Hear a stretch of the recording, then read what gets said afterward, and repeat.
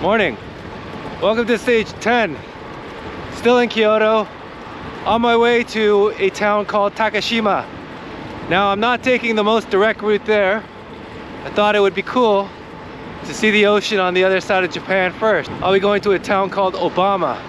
It's just a little coastal town, and then I'll make my way over to Takashima as my final destination. Total distance for today is 140 kilometers with 1,700 meters of elevation gain. So it'll be a proper ride today.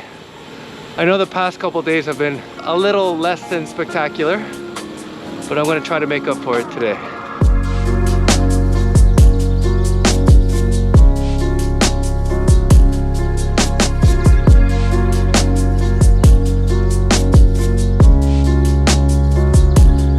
This path is so beautiful, but it's shit for cycling.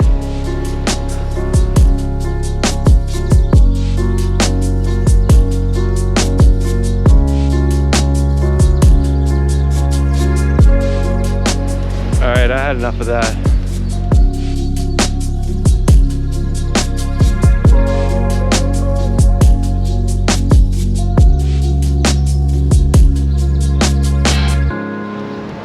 It's gonna be a long ride. I've been going up this 1%, 2% grade road for quite some time now. I've been following this river, and I can see that I'm just going upstream this entire time. The river's flowing pretty quick too.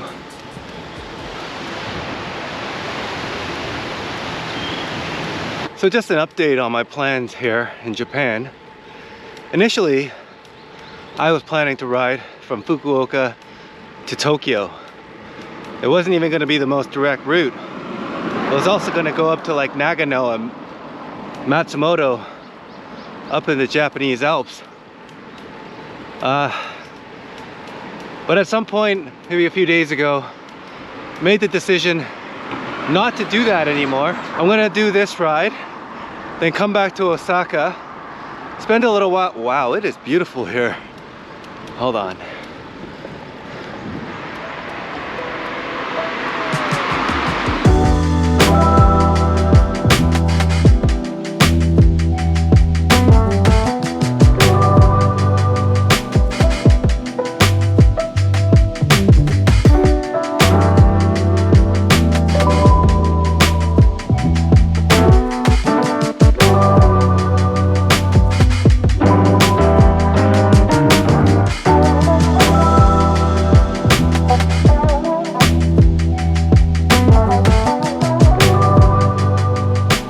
So as I was saying, tomorrow's ride will take me back to Osaka, and that'll be the end of the bikepacking portion of this trip.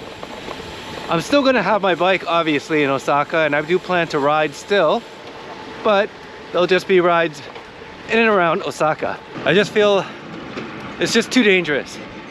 It's not enjoyable. It's very stressful to be passed by all these trucks. And I still think there's a lot of great riding to do here in Japan. But I think if you're gonna try to do point to point, go from city to city, you're gonna end up riding a bunch of less than ideal roads that are not that safe. Not safe at all. And on top of that, a lot of times, these unsafe roads are not even that scenic. So you're just putting yourself at risk for nothing.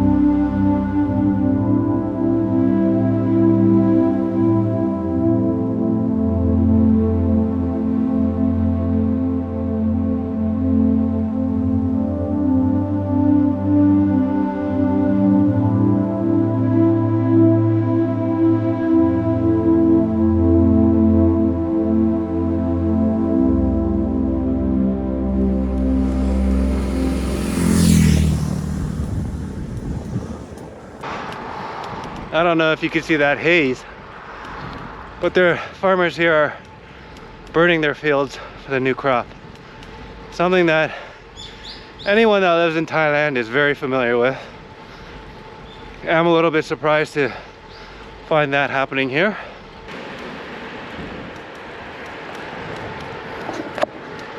Like these reflectors that they put on the road, they really suck for cyclists because they're massive. And obviously cars are reluctant to drive over them, which means they're giving you even less space as they pass. So I just got passed by about 10 cars, all of them coming super close to me. Most of them did slow down, but some of them didn't. Oh, and obviously there's no shoulder. You know, it is beautiful here, but man, it's so fucking dangerous. So that last stretch of road that I was on, really not great. I'm at the point now where I'm literally yelling and giving the finger to any car that passes really close. It's a lot of cars that I'm yelling at. It's not really what I had in mind when I planned this trip to Japan. Just giving you an idea of why I've decided to not bike pack any further beyond Osaka. Change of plan. Now, it is starting to rain a little bit, and I don't want to go up into the mountains 1,000 meters up in the air when it's raining. And it's already kind of cold, and I'm at about 200 meters above sea level at the moment. So I'm basically gonna cut out all of those mountains, which is over there. Now, I don't feel too bad about it because this road that I'm on is very beautiful. So just gonna continue going north over here, and that'll get me to my hotel probably in about 50 kilometers. That way, if it does stop raining, I could just take my time, get some nice shots. Whereas I feel if I did go and do the route as planned, I'd definitely be in a rush. I was already feeling it because it's 11:15. I've been riding for 3 hours and I've gone 37 kilometers. And I still have most of the climbing to do. So, I think this is the right call.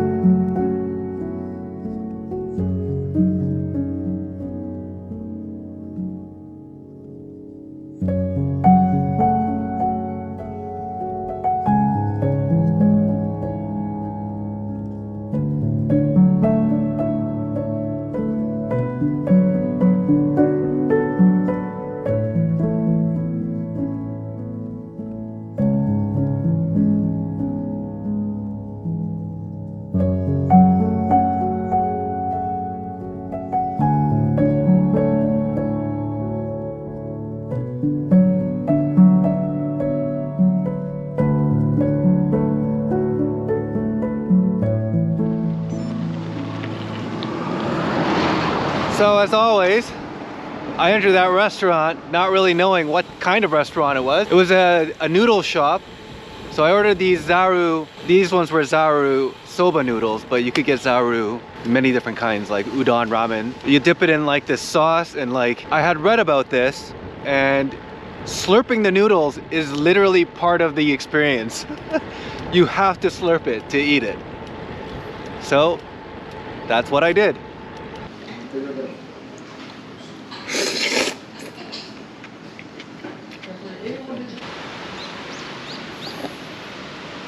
I wish I knew what that sign said. Look how amazing this road is. I'm about 55k into the ride, which means I'm 55k outside of Kyoto. So if you just base yourself out of Kyoto and you want to just do road rides, you're gonna have to ride 55k to get to roads like this. And actually some of the roads that I had to ride to get here were not great. Trucks of course passing, but still, in general, this road has been pretty quiet. So, in summary, yeah, Japan has some nice roads, but man, they are few and far between.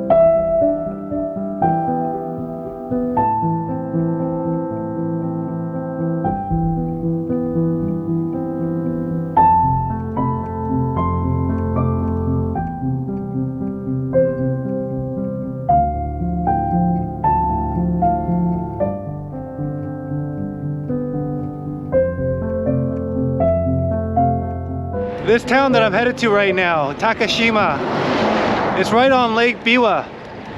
And Lake Biwa is a known spot here in Japan for a lot of cyclists. Even when I was getting my bike service at Giant the other day, I saw lots of pamphlets for this area. So I'm interested to see how the bike infrastructure is, and more importantly, how the drivers are. I just got into town.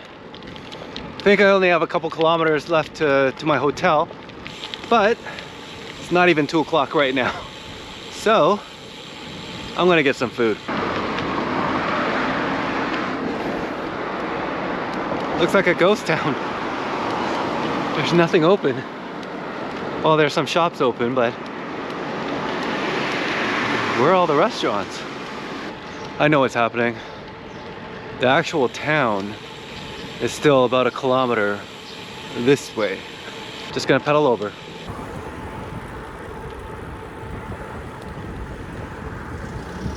You know, this lake might be a little underwhelming, but I gotta say, this is the nicest bike path that I've seen in this country so far. Plus the ride here was amazing.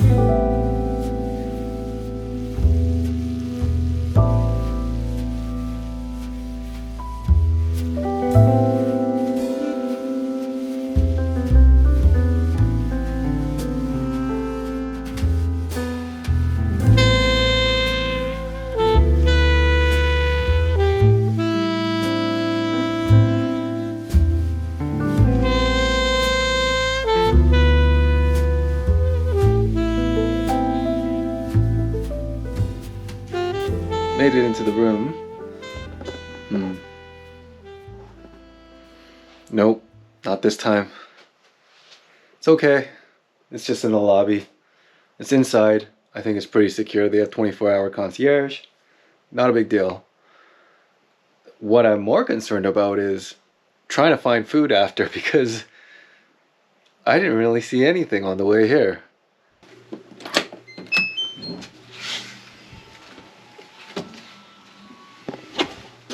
Almost forgot my key.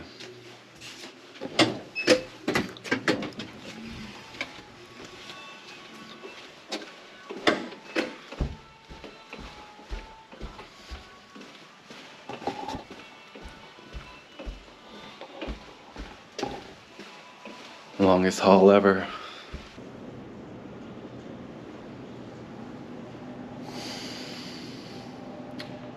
It's currently 4. It's raining, and also I'm in the middle of nowhere. It's gonna make getting any kind of dinner a bit of a challenge. I don't even know where the 7-Eleven is.